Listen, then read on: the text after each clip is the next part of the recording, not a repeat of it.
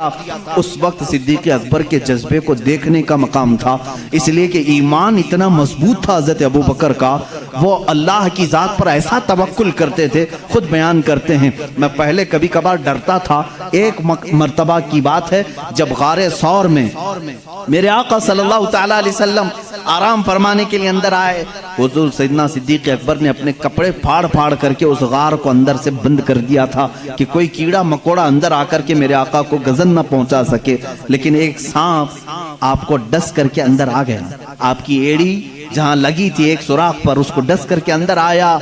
صدیق اکبر رضی اللہ تعالیٰ عنہ اس پورے واقعے کے گواہ ہیں، آپ خود بیان فرمائے ہیں۔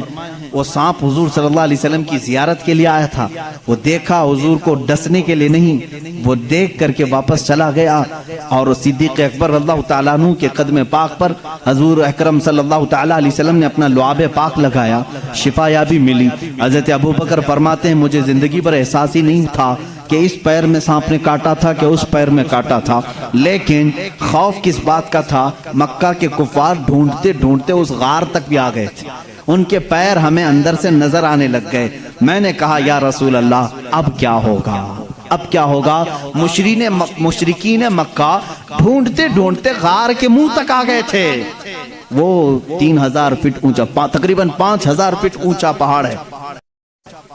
کفار مکہ قدموں کے نشانات دیکھے ہوں گے یا جس طرح سے بھی پہنچ گئے۔ حضرت ابوبکر صدیق فرماتے ہیں دل کی دھڑکنیں بڑھ گئی تھی، میں نے صرف اتنا کہا اب کیا ہوگا یا رسول اللہ صلی اللہ تعالیٰ علیہ وسلم۔ اللہ رب العزت نے اس واقعے کو سورہ توبہ میں ذکر فرمایا، اذ اخرجہ الذین کفروا ثانی اثنین اذ ہما فی الغار اذ یقول لصاحبہ لا تحزن ان اللہ معنا۔ یاد کرو اس دن کو جب دو میں سے ایک نے کہا غار میں کہ ہمارے ساتھ کیا ہوگا، تو دوسرے صاحب نے کہا، کس نے؟ اللہ کے رسول نے حضرت ابوبکر صدیق کے سینے پر ہاتھ رکھا، صرف ایک جملہ فرمایا، لا تحزن ان اللہ معنا، گھبرا مت ابوبکر اللہ ہمارے ساتھ ہے۔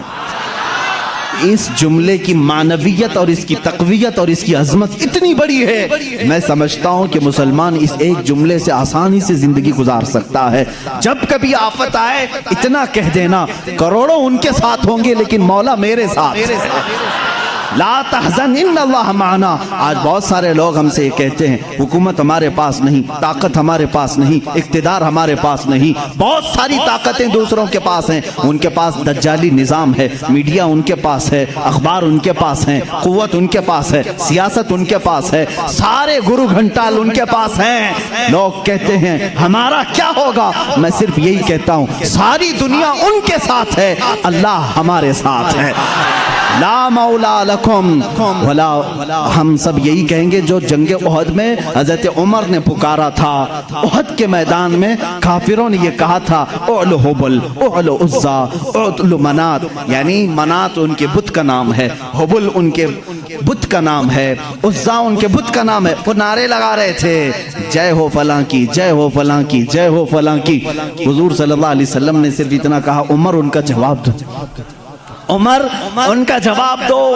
حضرت عمر نے صرف اتنا ایک غار سے پکارا تھا، وہ کفار خوشیاں منا رہے تھے، حضور صلی اللہ علیہ وسلم کے انتقال کے بارے میں افواہ پھیلا چکے تھے، احد میں حضور کو قتل کر دیا گیا، شہید کر دیا گیا ہے، کیونکہ آواز کہیں سے نہیں آ رہی تھی۔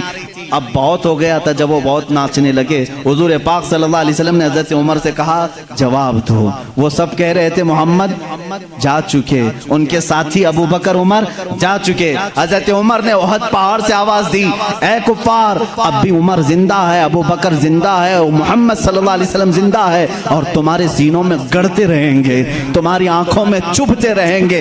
اور یوں فرمایا اللہ مولانا ولا مولا لکم، یاد رکھو ساری دنیا کے بت تمہارے ساتھ ہوں گے، اللہ ہمارا مددگار ہے، تمہارا کوئی مددگار نہیں۔ حسبنا اللہ ونعم الوکیل، نعم المولا ونعم النصیر۔ اے مسلمانوں صرف اتنی بات یاد رکھنا، اللہ ہمارے لیے کافی ہے، کیا ہی بہترین وکیل ہے اور کیا ہی بہترین مددگار ہے۔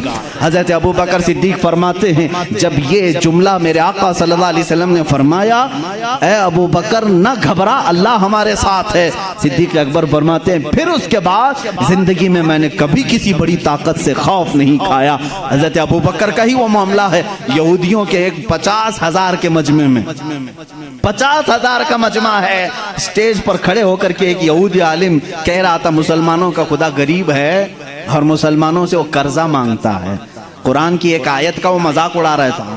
اللہ تعالیٰ نے قرآن میں فرمایا من ذا الذی یقرض اللہ قرضا حسنا، کون ہے جو اللہ کو قرض حسن دے گا؟ یہاں قرض حسن سے مراد تم نیکیاں اللہ کو قرض میں دو، اللہ جنت تمہیں بدلے میں دے گا۔ لیکن وہ یہودی مذاق اڑا رہا تھا، مسلمانوں کا خدا تو دیکھو غریب ہے، مسلمانوں سے قرضہ مانگ رہا ہے۔ صدیق اکبر سے برداشت نہیں ہوا، مجمع میں تھے، منبر پر کھڑے ہو گئے اسٹیج پر، اس کا دامن پکڑا اور 2 تھپڑ رسید کر دی۔ مجمع ان کا ہے، پبلک ان کی ہے، مار توڑ ہو سکتی تھی، لیکن اس وقت بھی صدیق اکبر کا ایمان تھا 50,000 ان کے ساتھ ہے مگر قوت پروردگار میرے ساتھ ہے۔ یہ توکل کا اعلیٰ مقام تھا۔ اس وقت صدیق اکبر رضی اللہ تعالیٰ عنہ کو ان لوگوں نے پکڑ لیا اور کہا اس کو یہاں نہیں ماریں گے، اس کے نبی کے پاس لے جائیں گے۔ اور وہاں آئے حضرت ابوبکر کے بارے میں ان سبوں نے کہا ابوبکر کیسا بندہ ہے تمہارا، یہ ہمارے عالم کے ساتھ بدتمیزی کیا ہے۔ پورے مجمع میں آ کر کے ہمارا عالم خدا کی شان بیان کر رہا تھا، مسلمانوں کی اچھائیاں بیان کر رہا تھا، ہمارا عالم کہہ رہا تھا اللہ غنی ہے اور مسلمان فقیر ہیں، اور اتنی بات پر ابوبکر نے تماچا مار دیا، جھوٹ کہا، انہوں نے بدل دیا۔ 50,000 کا مجمع جو کرتا تھا وہی کام آج کا میڈیا بھی کرتا ہے، وہی کام کرتے، پورے کے پورے بدل دیں۔ حقیقت کیا ہے اس کو بدل دو، کیونکہ گواہ ان کے، مقدمہ ان کا، جج بھی ان کا، کورٹ بھی ان کی، سب ان کا ہے۔ لیکن یاد رکھنا مسلمانوں، سارے گواہ ان کے ہوں، جج ان کا بکا ہوا کیوں نہ ہو، لیکن اللہ ہمارے ساتھ ہے، اللہ ہمارے ساتھ ہے۔ صدیق اکبر خوف نہیں کھائے، معاملہ یہاں تک پہنچا، کورٹ رسول اللہ صلی اللہ علیہ وسلم کے پاس آ گئے۔ سبوں نے کہا، صدیق نے، ابوبکر نے تماچا لگایا حق بات پر۔ حضرت ابوبکر سے حضور نے پوچھا اتنی بات پر تم نے مارا؟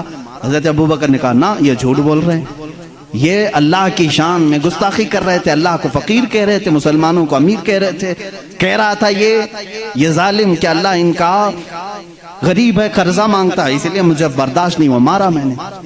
حضور صلی اللہ علیہ وسلم نے پوچھا ان لوگوں سے کیا ابوبکر صحیح کہہ رہے ہیں؟ انہوں نے کہا نہیں، یہ جھوٹ کہہ رہے ہیں، گواہ ہمارے پاس۔ یہودی عالم نے 1 گواہ سامنے کیا، 2 کیا، 3 کیا، 4 کیا، 10 گواہ لایا، کیونکہ جھوٹے جھوٹے ہی ہیں۔ جھوٹوں نے جھوٹوں سے کہا کہ جھوٹ مت بولنا۔ ابھی مرحوم راحت صاحب کا شاید جہاں تک ہے، شعر و شاعری سے میرا زیادہ شغف نہیں ہے، یہ اسی طرح کے یہودی تھے جو یہ کہتے تھے جھوٹوں نے جھوٹوں سے کہا ہے جھوٹ مت بولنا، وہ اسی طرح کا مجمع، سب جمع ہوئے اور گواہی دے رہے ہیں صدیق اکبر کے خلاف۔ حضور صلی اللہ تعالیٰ علیہ وسلم عدل و انصاف کے پیکر تھے۔ آپ صلی اللہ علیہ وسلم نے پوچھا ابوبکر تمہارا بھی کوئی گواہ ہے؟ تم جو بول رہے ہو اس کا بھی کوئی گواہ ہے؟ آپ کا گردن جھک گئی، کہا یا رسول اللہ اس مجمع میں میرے علاوہ کوئی دوسرا تھا نہیں، تھے تو یہی سب، یہ جھوٹ بول رہے ہیں، اب میں کیا کروں؟ عدالت ایویڈنس پر چلتی ہے نا، ثبوت پر چلتی ہے۔ حضور اکرم صلی اللہ علیہ وسلم نے فرمایا ابوبکر تیرا کوئی گواہ نہیں، ان کے پاس اتنے گواہ ہیں۔ ابھی یہ بات چل رہی تھی، جبرائیل امین آیت لے کر کے آ گئے، وہی اترنے کے آثار آئے، رسول کریم صلی اللہ علیہ وسلم کے پاس آیت نازل ہوئی، لقد سمع اللہ قول الذین قالوا ان اللہ فقیر ونحن اغنیاء۔ اے اللہ کے رسول، اللہ گواہی دیتا ہے، یہ سارے یہودی کہہ رہے تھے اللہ فقیر ہے اور مسلمان غنی ہیں۔ صدیق اکبر نے جھوٹ نہیں کہا، ان کی گواہی کے لیے اللہ کافی ہے، اللہ کافی۔ اللہ تعالیٰ کی طرف سے آیت آئی، کیا صدیق کی شان ہے، تم اکیلے ہو مگر گواہی کے لیے رب تمہارے ساتھ ہے، اللہ تمہارے ساتھ۔ مسلمانوں گھبرانا نہ، غم نہ کرو، اگر کسی موقع پر تنہا ہو گئے انتظار کرنا، اگرچہ آج آیتیں نہیں اترتی لیکن مولا کا عذاب تو ضرور آ ہی سکتا ہے۔